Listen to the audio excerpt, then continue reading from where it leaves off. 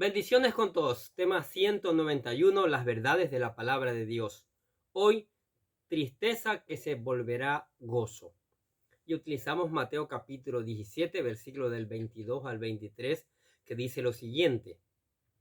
Estando ellos en Galilea, Jesús les dijo, el Hijo del Hombre será entregado en manos de hombres y le matarán, mas al tercer día resucitará. Y ellos se entristecieron en gran manera. Mateo continúa en estos versículos narrándonos el peregrinaje de Jesús rumbo a Jerusalén, donde iba a sufrir martirio a manos de pecadores.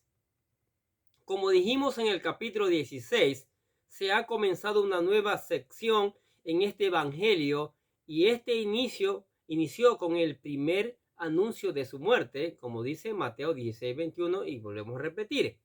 Desde entonces comenzó Jesús a declarar a sus discípulos que le era necesario ir a Jerusalén y a padecer mucho de los ancianos, de los principales sacerdotes y de los escribas, y ser muerto y resucitar al tercer día. Ahora en estos versículos encontramos la segunda predicación de su muerte y vemos cómo sus discípulos empiezan a asimilar estas palabras y la tristeza que les produce. Dice, estando ellos en Galilea, Jesús les dijo, el Hijo del Hombre será entregado en manos de hombres pecadores y lo matarán y resucitará al tercer día. Aquí encontramos la segunda predicación o predicción que Jesús hace de su muerte a todos sus discípulos. Marco nos dice que este comentario de Jesús fue dirigido a sus 12 discípulos camino a Galilea de manera secreta. Escuchen lo que dice Marcos capítulo 9, versículo del 30 al 31. Habiendo salido de allí, caminaron por Galilea y no quería que nadie lo supiese, porque enseñaba a sus discípulos y les decía, el Hijo del Hombre será entregado en manos de hombres y le matarán, pero después de muerto resucitará al tercer día. Lucas recalca que ocurrió justamente después del milagro de sanación del joven que había estado poseído y que su padre había llevado a Jesús. Escuché Lucas capítulo 9, versículos 43 y 44. Y maravillándose todos de todas las cosas que hacía, dijo a sus discípulos, haced que os penetren bien en los oídos estas palabras, porque acontecerá que el Hijo del Hombre será entregado en manos de hombres. Jesús sabía que su momento de partir de esta tierra se acercaba y por lo tanto quería enseñarle a sus discípulos lo que tendrían que hacer en su ausencia.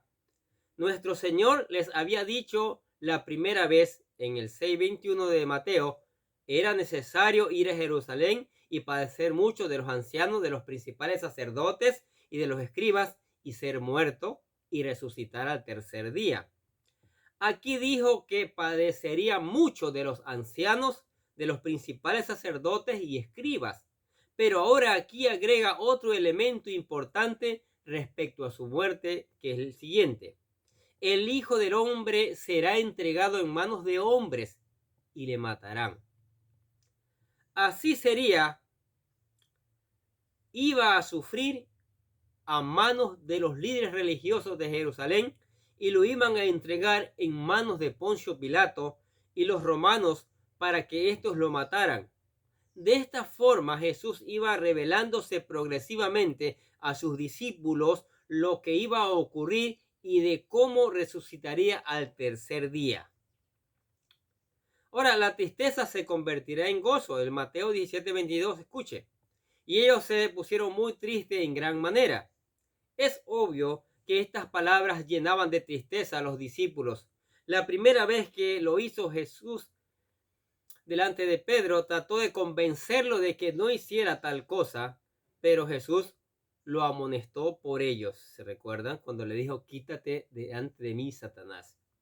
Durante estos 3 años, los discípulos habían estado al lado de Jesucristo, habían gozado de sus enseñanzas, habían presenciado sus maravillas, comía y dormía con él cada mañana, y allí estaba el Señor con ellos, y después de 3 años los discípulos se habían acostumbrado a la compañía de su maestro.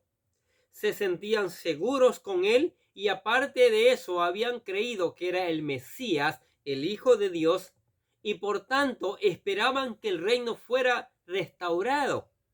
Pero ahora les dice que moriría y resucitaría al tercer día. Pero parece que no entendían bien lo de la resurrección y solo se pusieron muy tristes por el mensaje de su muerte. Lucas nos dice que estas palabras que Jesús les decía estaban veladas a ellos, es decir, ocultas, y por ello no las entendían y tenían miedo de preguntarle. Escuchen Lucas capítulo 9, versículo 45. Dice, mas ellos no entendían estas palabras, pues les estaban veladas para que no las entendiesen y temían preguntarle sobre esas palabras. Ellos no entendían acerca de que resucitaría al tercer día. Solo se pusieron tristes porque iba a morir. Pensaban que quizás que ya no iba a volver a estar con él y que los dejaría solos. Pero lo cierto es que en los planes de Dios estaba que la tristeza se convirtiera en gran gozo en el futuro. En primer lugar, esta tristeza se volverá en gran gozo porque Cristo resucitará al tercer día venciendo a Satanás y a la muerte. Aunque su muerte causó gran tristeza, trajo noticias de gran gozo cuando éste resucitó de entre los muertos para cumplir así toda justicia. Mire lo que dice Apocalipsis capítulo 1, versículo del 17 al 18. Cuando le vi, caí como muerto a sus pies, y él puso su diestra sobre mí, diciéndome, no temas, yo soy el primero y el último, el que vivo y estuve muerto, mas he aquí que vivo por los siglos de los siglos. Amén.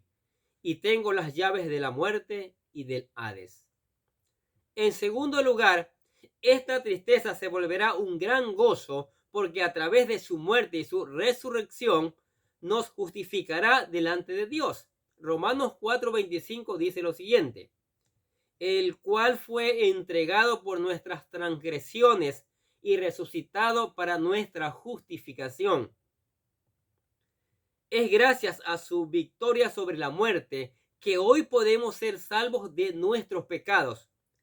Y en tercer lugar, esta tristeza se volverá en gran gozo porque al irse envió al otro consolador. Miren lo que dice Juan capítulo 16, versículo 7. Pero yo os digo la verdad, os conviene que yo me vaya, porque si no me fuere, el consolador no vendría a vosotros, mas si me fuere, os lo enviaré. Jesús prometió no dejarnos huérfanos, sino envió al Espíritu Santo para habitar en nuestros corazones y que tengamos comunión con Él mientras regresa por nosotros. ¿Sí? Y dice San Juan 14, capítulo 14, versículos 16 al 18 lo siguiente. Y yo rogaré al Padre y os dará otro consolador para que esté con vosotros para siempre. El Espíritu de verdad, al cual el mundo no puede recibir porque no le ve ni le conoce. Pero vosotros le conocéis porque mora en vosotros y estará en vosotros. No os dejaré huérfanos, vendré a vosotros. De esta forma, la tristeza que ahora sentían sus discípulos se volvería en un gran gozo. Aunque en este momento no lo entendían, todo iba a ocurrir para bien de todos, aunque al principio fuera duro. Así es nuestra vida cristiana. Hay muchas cosas que nos entristecen por momentos y no las entendemos, pero no debemos hacerlo siempre, sino mantener nuestra fe esperando la respuesta de Dios, ya que sus caminos son perfectos y si nos mantenemos en sus planes, aún lo malo puede servir a nuestro futuro. Miren lo que dice Romanos capítulo 8, versículo 28.